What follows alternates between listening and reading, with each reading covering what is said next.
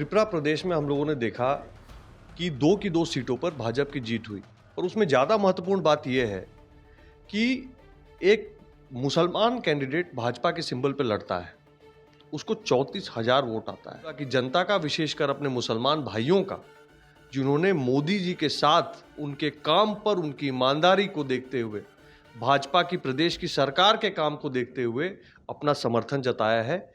उपचुनाव के जो नतीजे सामने आए हैं वो कहा जा रहा है 2024 का लिटमस टेस्ट है। जिस तरीके से इंडिया और एनडीए दोनों जो है वो सियासी जंग जो है मैदान में लड़े और उसके बाद जीत हुई है। त्रिपुरा में भी एक तरीके से कहा जाए कि एनडीए की बड़ी जीत है।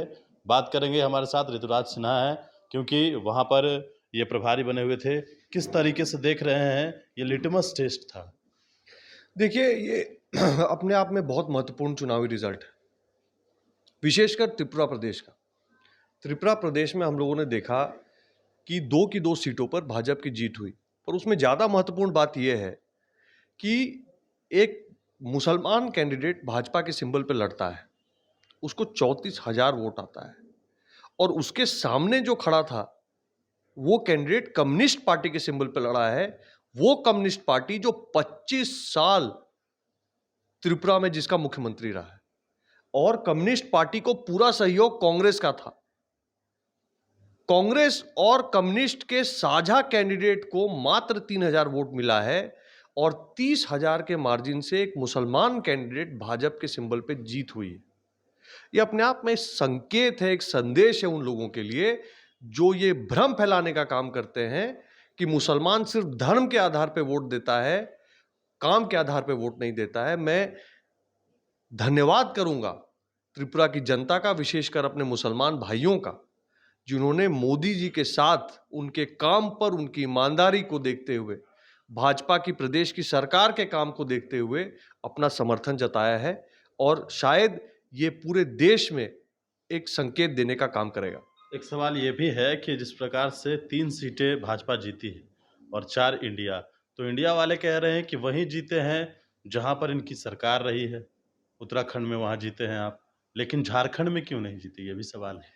देखिए, झारखंड में आजसू का कैंडिडेट लड़ा है और ये चिंतन का विषय है। काफ़ी क्लोज चुनाव रहा, लेकिन चिंतन का विषय है कि क्यों वहाँ पे रिजल्ट हमारे फेवर में नहीं आया। उसके ऊपर जो है बैठक होनी है, चिंता होगी। लेकिन मैं आपको एक बात बताऊंगा कि बंगाल के चुनाव को देख लीजिए। टीएमसी जीती है, पिछले बार हम जीते थे, इस बार टीएमसी जीती है। पर उस क्षेत्र में जाके किसी आम नागरिक से पूछिए क्या वहां पे फ्री एंड फेयर इलेक्शन हुआ है, बिना दबाव के इलेक्शन हुआ है क्या, बिना सरकारी तंत्र के दुरुपयोग के इलेक्शन हुआ है क्या।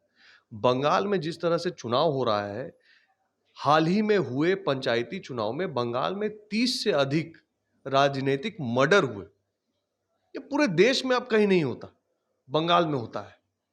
तो मेरा ये कहना है कि इस चुनावी रिजल्ट में एक ये भी मैसेज गया है कि इलेक्शन कमीशन को बंगाल के अंदर जो चुनाव हो रहे हैं उस पर विशेष ध्यान देना पड़ेगा, क्योंकि वहां पे फ्री और फेयर चुनाव ममता बनर्जी की पार्टी टीएमसी होने नहीं देती। ठीक है, आप ममता बनर्जी की बात कर रहे हैं। ममता बनर्जी भी आज गई हैं G20 की जो बैठक है उसमें, भोज का जो निमंत्रण है उसमें वो भी गई हैं और बिहार के मुख्यमंत्री भी गए हैं। कैसे देखते हैं इसको? देखिए, सारे मुख्यमंत्रियों को निमंत्रण था, जिनको जाना था वो गए हैं, अच्छी बात है। लेकिन नीतीश कुमार जी अगर इससे पहले लगातार मुख्यमंत्री वो बहुत समय तक रहे हैं और ये बात जग जाहिर थी कि वो बिहार के प्रोजेक्ट को पास कराने के लिए या बिहार के विभिन्न मंत्रालयों में सहयोग के लिए ठीक से दिल्ली जाके बात भी नहीं करते थे। अब चलिए, देर आए दुरुस्त आए, नीतीश कुमार जी दिल्ली गए हैं, शायद उनकी भेंट भी होगी भाजपा के बड़े नेताओं से, अच्छी बात है। लेकिन जहां तक हमारा मानना है कि वो इसके माध्यम से किसको पॉलिटिकल संकेत देना चाहते हैं, किस पे दबाव बनाना चाहते हैं, किसका ब्लड प्रेशर बढ़ाना चाहते हैं, ये पूरे बिहार के बच्चे बच्चे को पता है।